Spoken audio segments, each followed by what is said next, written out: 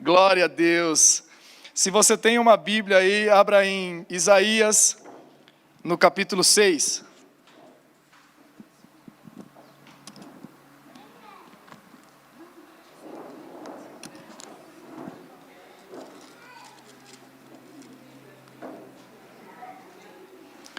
Isaías capítulo 6, nós vamos ler a partir do primeiro verso. Todos acharam? Livro do profeta Isaías, capítulo 6. Amém, igreja? Vocês estão comigo? Glória a Deus. Glória a Deus. Livro do profeta Isaías, no capítulo 6, a partir do primeiro verso, diz assim: No ano em que morreu o rei Uzias, eu vi o Senhor assentado sobre um alto e sublime trono, e a orla do seu manto enchia o templo, e anjos estavam sobre ele, e com duas asas eles voavam, com duas asas eles cobriam o rosto, com duas asas cobriam os pés, e clamavam uns para os outros, dizendo: Santo, Santo, Santo é o Senhor dos exércitos, e toda a terra está cheia da sua glória. E as bases do limiar, os umbrais do templo, se moveram à voz do que clamava, e a casa se encheu de fumaça. Então disse eu: ai de mim, Senhor, que vou perecendo, porque sou homem de lábios impuros e habito no meio de um povo de impuros lábios. Mas os meus olhos viram o rei. Então um anjo do Senhor voou para mim, trazendo na mão uma brasa viva que tirara do altar, como uma tenaz. Com a brasa tocou a minha boca e disse: eis, isso tocou os seus lábios, a tua iniquidade foi tirada. Aleluia. E perdoado o teu pecado. Depois disso, ouvi a voz do Senhor que dizia: a quem enviarei? Quem há de ir por nós? E disse eu: eis-me aqui, envia-me a mim. Glória a Deus. Amém. Eu espero que você tenha lido junto comigo, prestando bastante atenção no texto. Nós hoje não vamos fazer como fazemos sempre, que eu fico passeando na Bíblia aqui e abrindo vários versículos. Hoje nós vamos até acessar uma outra passagem, mas eu quero focar muito em tudo que Isaías capítulo 6, do verso 1 ao 8, fala. Que foi aqui, isso mesmo, até o verso 8, onde nós lemos. Eu quero focar muito até o verso 8, e nós vamos falar de versículo em versículo as verdades que Deus traz sobre essa passagem. Nós estamos falando já há muito tempo sobre uma consciência missionária da igreja.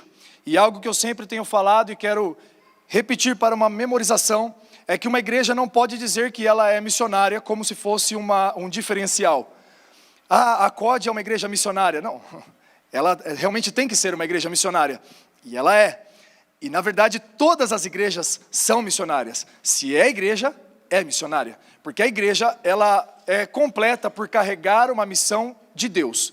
A missão não é dos homens, a missão é de Deus, e Ele compartilhou conosco, como igreja. E nós fazemos a missão de Deus nessa terra. Qual é a principal missão de Deus? Qual é a missão de Deus, pastor? Reconciliar o homem consigo mesmo. Desde o jardim, quando o homem pecou, ele se tornou inimigo de Deus, e aí nós hoje, depois de Cristo, fomos reconciliados com o Senhor, quando nós somos chamados para caminhar com Ele, e agora não somos só reconciliados, mas somos também ministros da reconciliação. Então agora não sou eu só um amigo de Deus, mas eu também agora preciso apresentar outras pessoas a Ele, e apresentar Ele para as pessoas, para que outras pessoas se tornem amigos dEle também.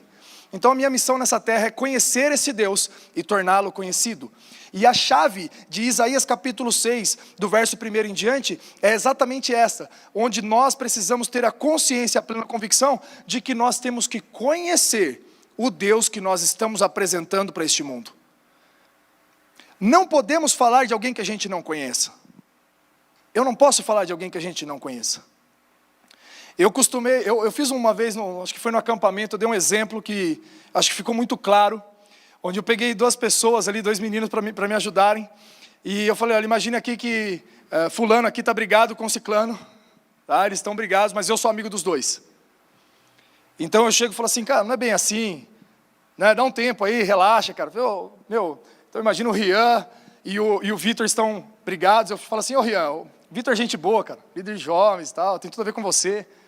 E aí eu falo pro Vitor, Vitor, o Rian talvez possa ter pisado na bola, mas é menino, né? Tá crescendo, tá virando homem agora, adolescente ainda. Dá uma força para ele aí, logo ele você vai ver, é um meninão bom, cara. Você vê o tanto de qualidade que ele tem. Rian é um cara ponta firme, um cara 10. Vamos lá, cara, dá uma forcinha aí. Então o que eu estou fazendo? Eu estou reconciliando, eu estou apaziguando, eu estou pacificando um problema aqui de relacionamento. Então é a mesma coisa como se eu pegasse alguém que está perdido lá no mundo e falasse assim, vem cá, deixa eu te apresentar um amigo. Aí você vai e apresenta Deus para eles. Eu estive falando para os irmãos que uma das formas mais interessantes de nós apresentarmos a Deus para as pessoas é não falarmos de Deus para elas, mas levarmos ela até Deus juntos. Jesus ele não dizia assim, olha, o caminho é por ali, podem ir. Jesus ele disse o quê? Eu sou o caminho. E nós como imitadores de Cristo, somos de certa forma uma porta para o Senhor também.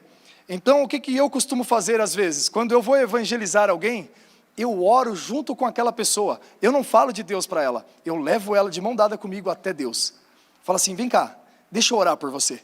Então eu coloco as mãos no ombro, ou pego na mão da pessoa, e aí eu falo, vamos lá. Senhor, está aqui, fulano de tal, é meu amigo, eu sei que o Senhor conhece. E aí, ripa. Pois a gente, é sempre assim, a pessoa sente que o Senhor está naquele lugar, a pessoa percebe que há uma resposta do céu sobre aquele momento.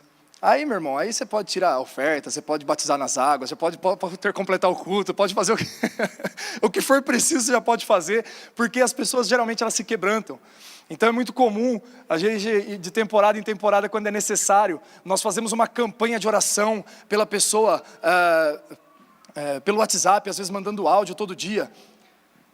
E isso vai fazer o quê? Vai fazer com que as pessoas sejam apresentadas a Deus, e Deus seja apresentado às pessoas, já num ambiente onde as pessoas vão sendo conhecidas de Deus, e Deus conhecendo cada vez mais, eu sei que Ele já conhece, né, as pessoas, mas nesse sentido de se apresentar a elas, amém? E o profeta Isaías, ele tinha uma missão, ele tinha um chamado, que deveria acontecer, mas antes de acontecer, ele precisava de uma experiência mais profunda com o Senhor. Isso é muito importante. Talvez nós não tenhamos tido ainda uma experiência tão profunda com Deus.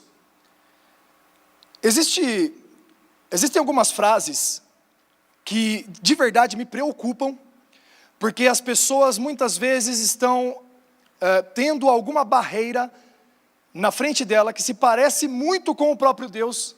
Eu vou explicar isso melhor. Que impede elas de conhecer Deus verdadeiramente. Como é que é isso, pastor? Uma das formas mais perigosas de você impedir que alguém conheça o Senhor é um culto. Como assim? É um culto. Nós podemos estar aqui reunidos pensando que Deus é só isso. Amém? Vocês estão me entendendo? Então as pessoas podem se reunir numa igreja e achar que Deus é só isso e falar assim, não, eu vou para a igreja. Aí você fala assim, como que está a sua vida com Deus? A pessoa fala, não, eu vou para a igreja. Não, peraí. A sua vida com Deus, para mim, tem uma diferença. Para alguém que não conheça o Senhor, ou que talvez esteja iniciando uma caminhada, para ela é a mesma coisa. Ou tem uma outra frase, que a pessoa fala que, de verdade, eu também me preocupo um pouco, é quando eu falo assim, como é que está a sua vida com Deus? A pessoa fala assim, eu faço minha oração todo dia. Porque isso parece que quer eliminar e acabar o assunto, encerrar o assunto. Fala assim, olha, se eu faço a minha oração, eu fiz a minha obrigação. A última vez que a pessoa falou isso para mim, como é alguém de muita liberdade, é alguém que eu conheço muito de perto, muito íntima de mim, eu falei assim, mas como é que está a sua vida com Deus? Não, eu faço minha oração todo dia. Eu falei, calma, peraí. Não é a oração todo dia, eu quero saber, você está ouvindo o Senhor falar com você? Você está sendo ouvida pelo Senhor? Você realmente tem intensidade nessa oração? Você está falando com Deus de verdade? Ou essa oração é uma oração porque você foi ensinado desde pequeno, virou um costume e hoje você ora porque do mesmo jeito que você escova o dente todo dia, você ora também? Porque o que aconteceu aqui em Isaías capítulo 6, Não foi assim uma oração de Isaías, como que é hora de orar e vamos orar, então tá bom. Este capítulo 6 de Isaías é uma visão ímpar da glória, da majestade, da realeza de Deus na Bíblia. Poucas passagens bíblicas mostram e apresentam o nosso Deus como Ele se apresentou em Isaías capítulo 6. Eu acredito que a gente vai encontrar 2 ou 3 passagens no máximo. Acho que João viu algo parecido lá na Revelação, na ilha de Patmos, quando ele estava escrevendo Apocalipse. Então João pode ter visto algo parecido, mas de verdade, eu acho que foi só João e Isaías que puderam ver algo tão majestoso assim. Eu vi o Senhor assentado sobre um alto e sublime trono, e as orlas do seu manto enchiam o templo, e a casa se encheu de fumaça. Era uma coisa linda aquilo. Era uma experiência profunda com o Senhor. Por isso, eu quero te fazer pensar, quais experiências profundas com o Senhor eu já deveria ter tido e não tive até agora? O que será que eu estou perdendo que já está disponível no mundo espiritual? Eu acredito que conhecer o Senhor é algo progressivo. Eu acredito que conhecer o Senhor é algo que você vai de pouco em pouco crescendo no Senhor, e é isso que a Bíblia fala. A Bíblia diz que nós somos transformados de glória em glória, então a cada vez que você estiver num ambiente de glória, você é um pouco mais transformado e parecido no próprio Jesus. Mas também a Bíblia nos ensina através de exemplos, como Moisés, alguém desejoso da glória de Deus e da presença de Deus. Quando Deus falou para ele assim: Moisés, o meu favor vai com você, a minha bênção vai com vocês, pode ir tranquilo, eu abençoo você para ir. Ele falou assim: se o Senhor não for conosco, não me faça sair deste lugar. O que eu quero mesmo é a tua presença, Senhor. O que eu quero mesmo é o peso da tua glória, é o cabode de Deus, é a fumaça da glória. Eu quero mesmo é o Shekinah do Senhor. Eu não posso viver longe do Senhor. Só a bênção do Senhor para mim não é o suficiente. E muitas vezes nós estamos perdendo muitas experiências com Deus, porque não há a mesma intensidade e sede e fome no nosso coração, como havia no coração de Moisés. Agora eu quero falar uma coisa para vocês. Imagine que o Deus que é eterno, Criador de todas as coisas, que sabe de tudo, Ele está disponível para mim e para você, para um relacionamento muito íntimo, intenso, duradouro, eterno na verdade. E que muitas vezes nós não aproveitamos esse relacionamento. Muitas vezes nós desperdiçamos a oportunidade de termos esse relacionamento com o Senhor. Eu sei que pode ser repetitivo para alguns, mas para outros pode ser algo que vai tocar o teu coração também, porque isso, quando eu ouvi, realmente mexeu muito comigo. Se eu pegasse meu carro e eu e o Misso estivéssemos indo lá para São Paulo, ele aqui sentado do meu lado, e nós pegássemos 1 hora de viagem e não trocássemos nem sequer uma palavra, isso poderia parecer até uma falta de educação. Mas eu vou falar uma coisa para vocês: muitas vezes nós estamos sozinhos no carro, sozinhos entre aspas, né? E aí o Espírito Santo de Deus está ali com a gente, e nós não trocamos uma palavra com Ele. Sabe o que a Bíblia fala, orai sem cessar? Fala de você não fazer uma oração no dia, mas fala de você ter uma vida de oração.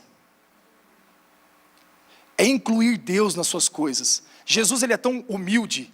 Uma vez eu fiz uma oração para Jesus, eu falei assim: Senhor Jesus, eu vou começar um trabalho aqui, e aproveitando que hoje eu estou sozinho, vem ser meu ajudante hoje, Senhor. Olha a minha conversa com Deus. Eu quero que o Senhor venha aqui trabalhar comigo hoje. Aí depois eu parei a pensar, falei: opa, peraí, como que eu vou colocar Jesus para ser o meu ajudante? Olha aqui, Ele é muito maior que eu, como que Ele vai ser meu ajudante? E Ele mesmo me respondeu: filho, na verdade o que eu gostaria é que todos fizessem uma oração como essa. Eu ensinei a ser o menor, eu sou capaz de lavar os pés, eu sou capaz de estar com você, aqui, te ajudando. Não tem problema, desde que a gente esteja junto, porque o que eu quero mesmo é relacionamento. Então Jesus me deu aquela resposta, quebrou meu coração. Falei: não, Senhor, eu sou o ajudante, pode ficar tranquilo. Mas fica comigo. Porque de verdade o que o Senhor quer mesmo é estar conosco. E por isso Ele disse assim: eu vou preparar-vos um lugar. para onde eu estiver, estejais vós também. O que Deus quer de verdade, meu irmão, é que você esteja com Ele. O que Deus quer de verdade é que a gente esteja com Ele. O que Deus quer de verdade é que haja uma sede e uma fome no nosso coração, que ninguém possa nos parar na presença de Deus. E se essa presença é progressiva, eu quero falar uma coisa para você. Moisés também não parou naquela hora onde Deus falou assim: então tá bom, não vai só o meu favor, vai a minha presença. Ele falou assim: tá bom, Deus, então já que o Senhor tá bonzinho hoje, deixa eu ver a sua glória. É tão progressivo, a vontade de Moisés de conhecer o Senhor é tão progressiva, a sede dele é tanta que ele fala assim: tá bom, agora que o Senhor já falou que vai com a gente, faz mais uma coisa por mim, deixa eu ver a sua glória. Falou: Moisés, não tem como alguém ver minha glória e sobreviver. Falou assim, acho que Moisés naquela hora falou assim: se eu morrer vendo sua glória, eu morro feliz. Eu me lembro que quando eu era menino, na verdade já era assim meus 18, 20 anos, eu cheguei para um pastor e eu disse para ele assim: pastor, eu já vi gente sendo curada através da minha oração, eu já tive visões, eu já tive profecias, eu falo em línguas, eu já orei por muitas pessoas, eu não era pastor na época. Agora, pastor, eu estou buscando o arrebatamento. Uma coisa que eu nunca fui arrebatado, eu quero ir até os céus. Doidão, né? Chapado pelo Senhor. Mas apaixonado, um jovem apaixonado pelo Senhor, apaixonado. Eu gastava tempo, eu ia para monte, eu ia para vigília, eu inventava vigília, inventava reunião, eu chamava os amigos em casa, eu fazia cronograma de oração para orar nas madrugadas em casa. Eu falava, se eu orar assim, ó, meia hora sobre esse assunto, e aí eu fizer meia hora de louvor e mais meia hora sobre esse assunto, eu viro a noite orando, olha que legal, eu planejava a minha vida de oração na madrugada. Então eu com 18, 20 anos assim, nessa sede, nessa fome, querendo o Senhor, eu falei isso para esse pastor, o pastor falou o que para mim? Ele falou assim: olha filho, você vai perceber, muito legal essa atitude sua, mas você vai perceber que conforme você for crescendo e as lutas forem chegando, essa fome vai sumindo, e vai acabando, e não vai ser mais assim. Eu olhei para aquela resposta e falei: não é possível que eu ouvi isso de um pastor, mano. Não pode ser. E infelizmente hoje esse pastor já não está mais no caminho. Isso mostra para nós que alguém que não é intenso no Senhor pode se perder. Graças a Deus eu não fui arrebatado, mas a minha fome e a minha sede continuou e eu estou aqui. Eu permaneci. E eu quero, meu irmão, te incentivar a ter essa fome e ter essa sede, porque tem muita coisa no mundo espiritual que já era para você ter conhecido, que você ainda não conheceu, porque você ainda não se despertou. Não só você, mas eu também. Eu também, nós todos. Tem muita coisa no céu que nós não enxergamos ainda, nós não vimos, nós não acessamos, porque a nossa fome, a nossa sede ainda não foi tão desesperada ainda, suficiente para nós conhecermos o Senhor. Então eu sei que por mais que você possa conhecer cada vez mais o Senhor, há muito mais para conhecer dele ainda. E se é progressivo, eu vou dizer uma coisa para você: você tendo muita fome, muita sede, muita intensidade no Senhor, por muitos anos, eu digo para você, você morre velho e não vê tudo. Amém? Porque o Senhor é grande demais para nós. E de pouco em pouco nós vamos acessando coisas novas no Senhor.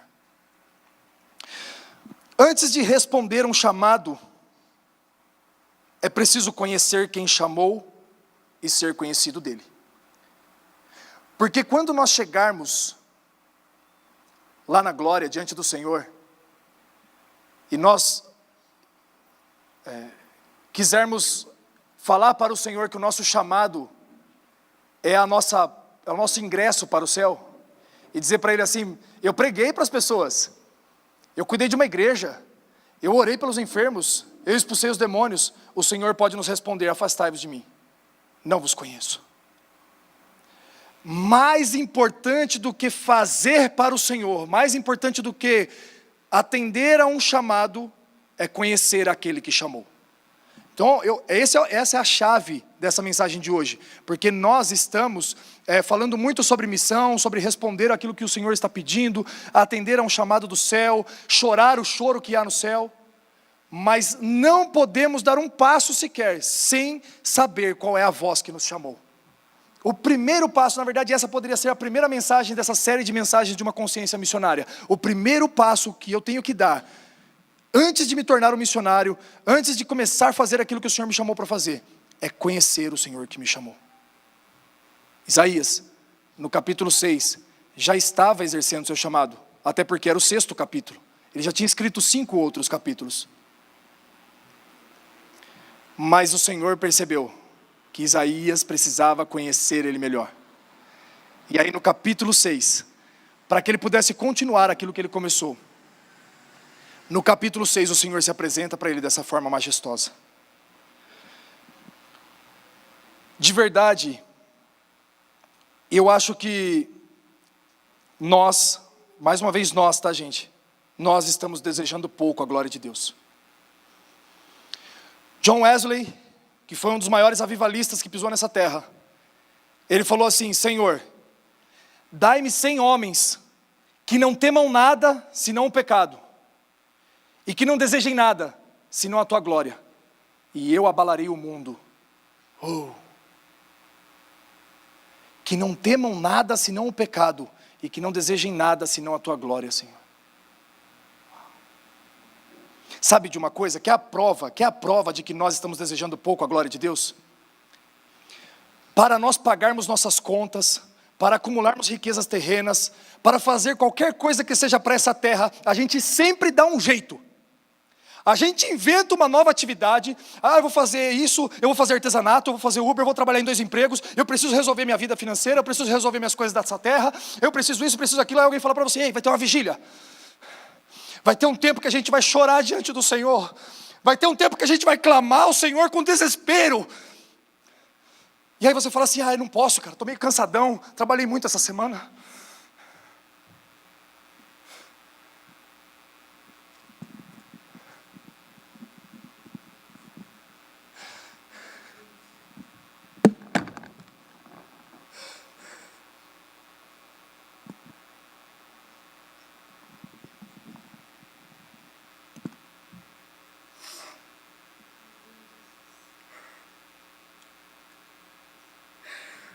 Senhor, nos perdoa, Senhor.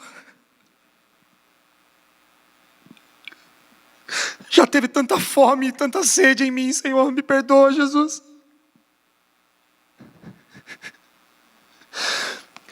Ainda tem lágrima nos meus olhos, Senhor, e ainda tem fogo dentro de mim, Senhor. Mas essa fome e essa sede, Senhor, precisa aumentar, Jesus. Para as coisas terrenas a gente dá um jeito, para as coisas do Senhor a gente dá uma desculpa. De verdade, o que a gente mais precisa é ser conhecido dEle, conhecer Ele de perto. O que a gente mais precisa é conhecer o Senhor. Sabe de uma coisa? A nossa necessidade mesmo é suprida nele. Porque andais ansiosos pelo que vai vestir, pelo que vai comer. As aves do céu não plantam e nem guardam nada, e elas têm o que comer todo dia. Por que você está tão preocupado com as coisas dessa terra? Passe a desejar mais as coisas do céu, passe a desejar mais as coisas eternas. Essa é uma voz do Senhor para nós hoje.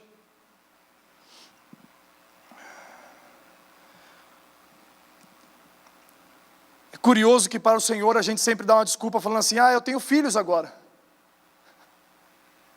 Filhos que Ele deu. É que eu estou na faculdade, aí está correria. Tá bom, enquanto você está na faculdade, seja intenso no Senhor. Enquanto você trabalha, seja intenso no Senhor. Você não precisa parar. Você precisa ser do Senhor em todo tempo. Você precisa ser do Senhor em tudo que você estiver fazendo. A Bíblia fala: enquanto vocês estiverem indo pelo mundo, façam discípulos. Enquanto vocês estiverem indo pelo mundo, me conheçam. O Senhor falou: eu serei achado de vós. A Bíblia fala também em Isaías, no capítulo 45, verso 15, se eu não me engano, diz assim: o Senhor é um Deus que se esconde. Para que Ele se esconde, gente? Para ser procurado. Só que Ele não se esconde de um jeito que você não vai achar. Ele se esconde para você procurar Ele, para você encontrar. Porque Ele também fala: eu serei achado de vós. No ano em que morreu o rei Uzias. A passagem começa assim. O que significa isso? Isso está mostrando para nós uma temporada. Está dando ali para nós um panorama do que estava acontecendo naquele momento. Quem era Uzias? Uzias foi um dos maiores reis que Israel já teve. transformou Israel em quase uma maior potência mundial da época. Construiu torres no deserto, construiu torres fortificadas em Jerusalém, tinha o maior poder militar de todos os reis de Israel. Um homem rico, cultivava, criava bois, um homem próspero em tudo que fazia. Mas se você olhar lá em Crônicas 26, a Bíblia fala assim: Uzias foi ajudado pelo Senhor, enquanto buscou o Senhor, até que se tornou muito poderoso. Olha que aí tem uma chave. Uzias buscou o Senhor e o Senhor ajudou muito ele. O nome dele, a fama dele foi espalhada pelo mundo da época, como o rei. Mas será que esse Uzias estava orando porque ele queria uma bênção do Senhor? Será que ele orava porque se ele orasse, se ele buscasse o Senhor, ele seria ajudado, como está falando ali em Crônicas 26? Porque eu falei aqui de Moisés, né? Moisés, ele podia parar na bênção do Senhor, no favor do Senhor. Então, olha a diferença entre um homem que deseja a glória de Deus e um homem que não deseja a glória de Deus. O homem que deseja a glória de Deus, Moisés, Deus falou assim: a minha bênção já está sobre você. Ele diz: não é o suficiente, eu quero o Senhor, eu quero o abençoador, eu quero o dono da bênção, eu quero ter o Senhor perto de mim, eu não quero a bênção. E olha Uzias, Deus o ajudou enquanto ele buscava. Mas, aí depois lá no final de 1 Crônicas 26, vocês vão conhecer a história se vocês lerem lá, mas ele passou a fazer mal, passou a fazer aquilo que era mal diante dos olhos do Senhor. Então um homem que viveu uma vida inteira de integridade, no finalzinho da vida, e a Bíblia fala, por ter se tornado poderoso, fez o que era mal. A bênção do Senhor sobre ele atrapalhou ele de continuar no propósito. E ele foi fazer aquilo que não era para fazer. E desagradou o Senhor. E ele foi sucedido por Jotão. Jotão seria o rei, então, que começaria a reinar em Israel, a partir desse momento, no ano em que morreu o rei Uzias. Então agora se levanta um outro rei. Qual rei? Jotão. Então a temporada da profecia de Isaías, que na verdade profetizou sobre 4 reinados, 4 reis diferentes,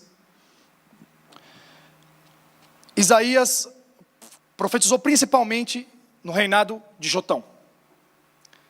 E lá em Crônicas 27, fala como que foi o de Jotão. Jotão fez aquilo que era agradável ao Senhor. E não se desviou no final como seu pai, Uzias. Porém, o povo continuava fazendo o que era mal diante do Senhor. Então agora você tem um rei que não está desviado, mas você tem um povo que continua desviado. Isaías foi chamado no meio desse momento. Um tempo de promiscuidade, feitiçarias, idolatrias, imoralidades, e não é diferente do que nós temos hoje. Não é diferente. O mundo hoje está assim, mas o Senhor está levantando Isaías aqui nesse lugar em nome de Jesus. O Senhor está levantando homens e mulheres de Deus que desejam a glória dele a um ponto que quando começarem a expor essa glória diante do mundo, aqueles que estão perdidos no pecado vão querer conhecer esse Jesus que você conhece também. Em nome de Jesus eu creio.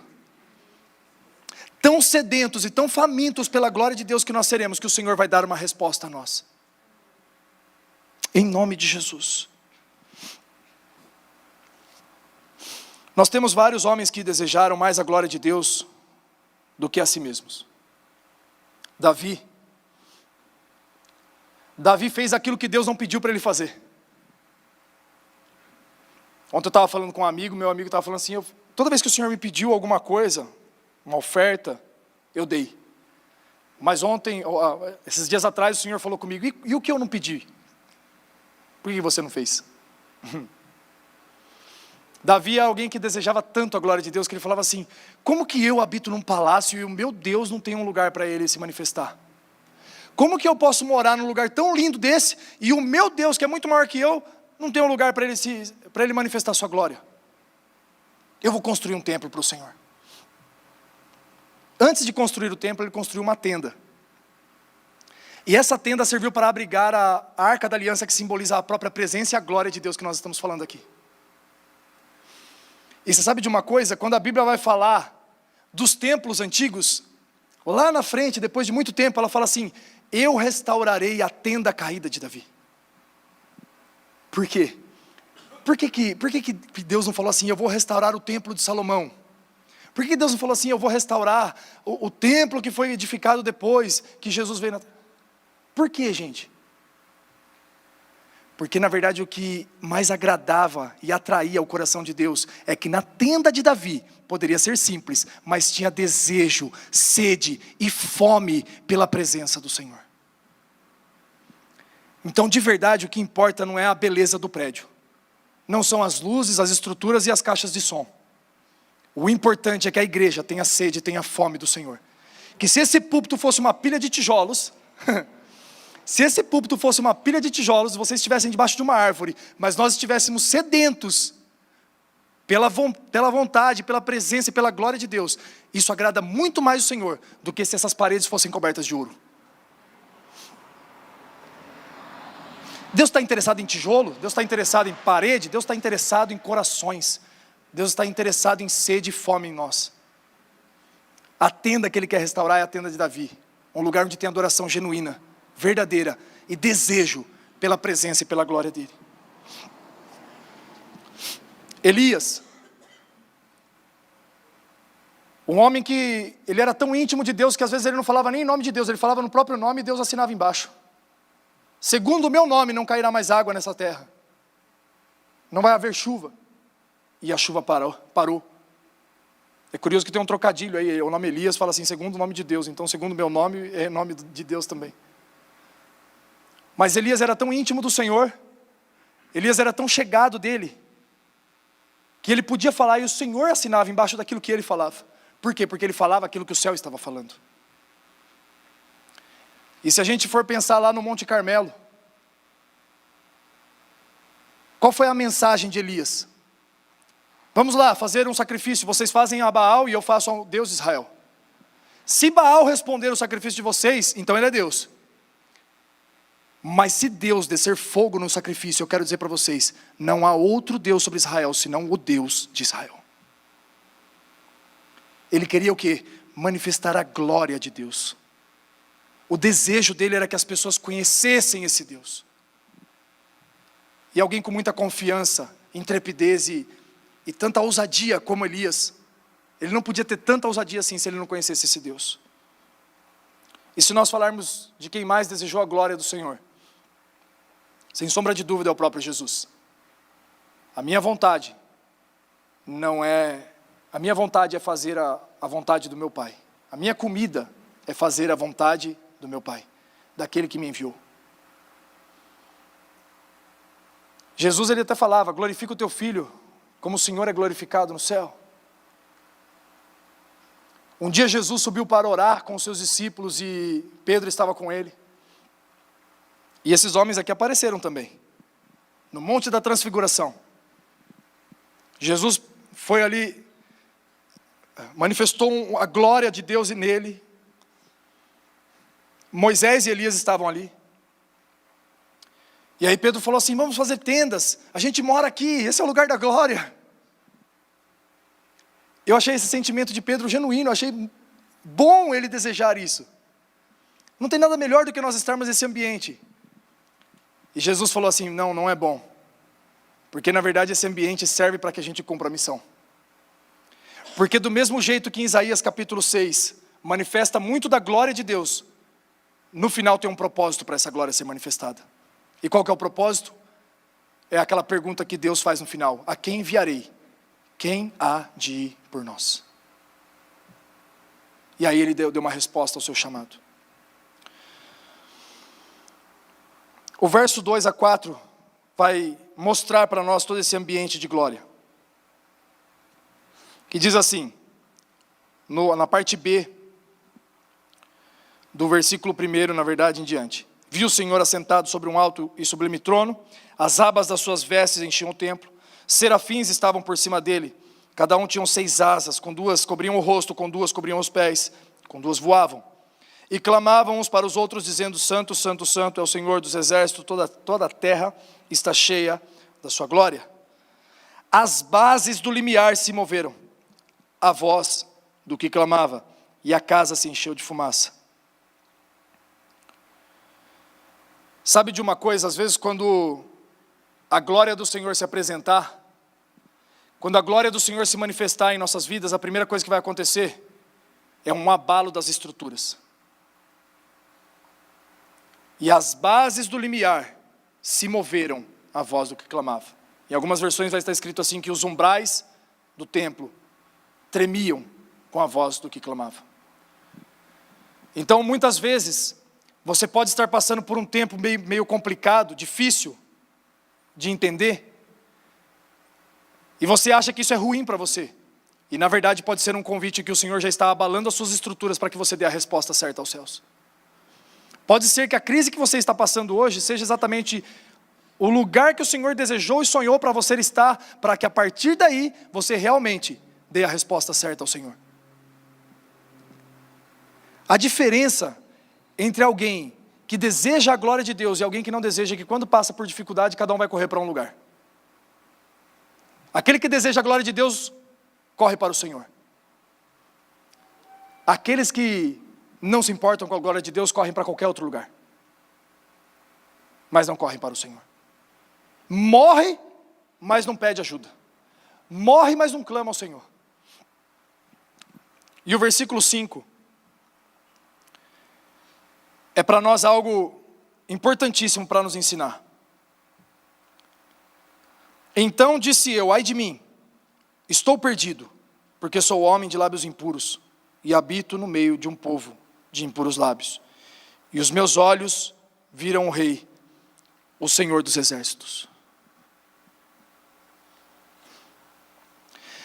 Depois de nós vermos tanta glória de Deus e tanta santidade de Deus manifesta nesse lugar, como Isaías viu, é dificílimo você continuar sem apresentar os seus próprios erros, sem declarar diante do Senhor os seus próprios pecados, sem confessar diante de Deus aquilo que tem ofendido o Senhor. Porque quando você conhece mais do Senhor, quando Deus expõe cada vez mais a santidade dEle, é inevitável que você se sinta cada vez mais constrangido e cada vez mais pecador.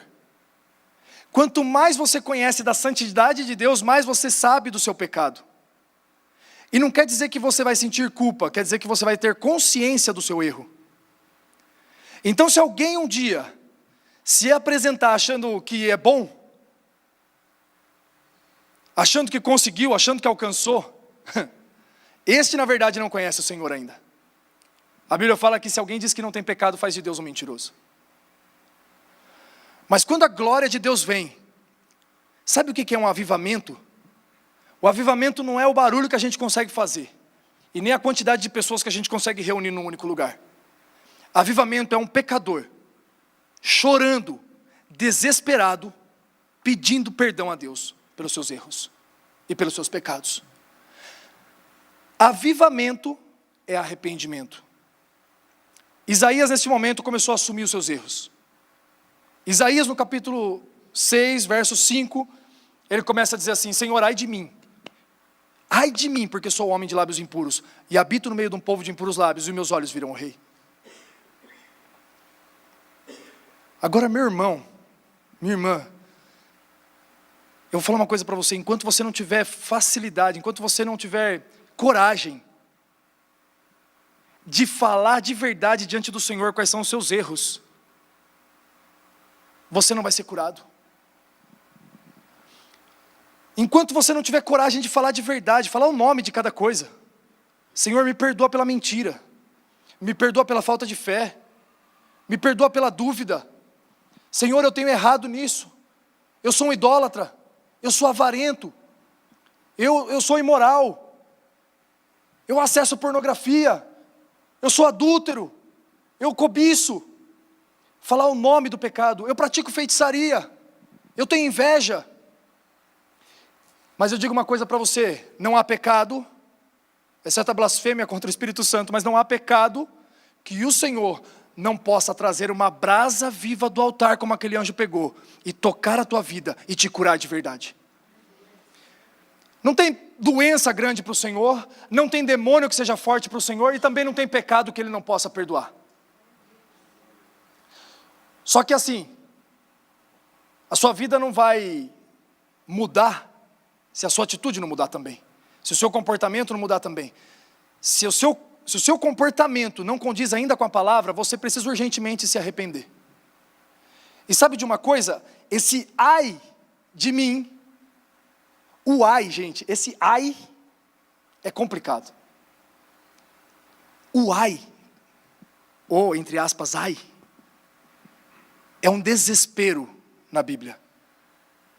Então Jesus, quando ele falava assim, ai daqueles, ou quando alguém fala, ai de mim, como o profeta falou, ai de ti.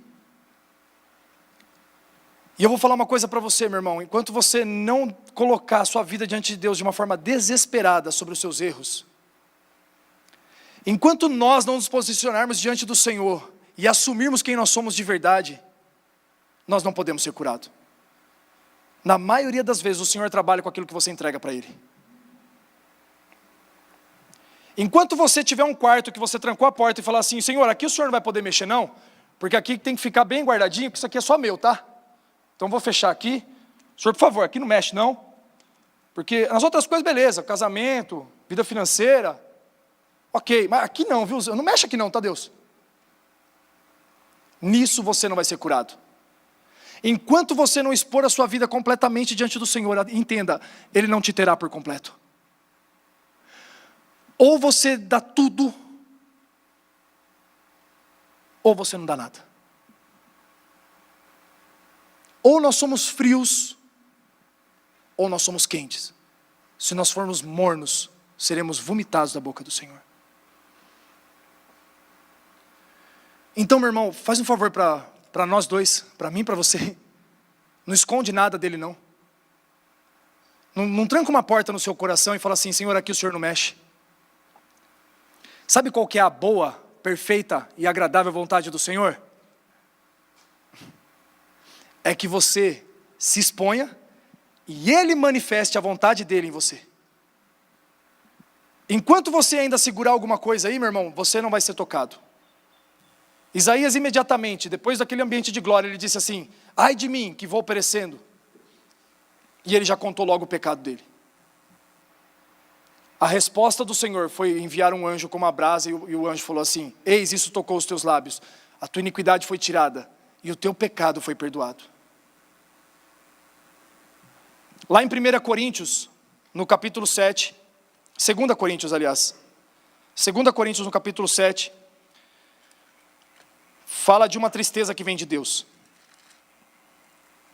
Uma tristeza que vem de Deus. Eu sempre aprendi na igreja que o Senhor, Ele traz alegria para o nosso coração. 2 Coríntios capítulo 7, verso 6. Porém, Deus conforta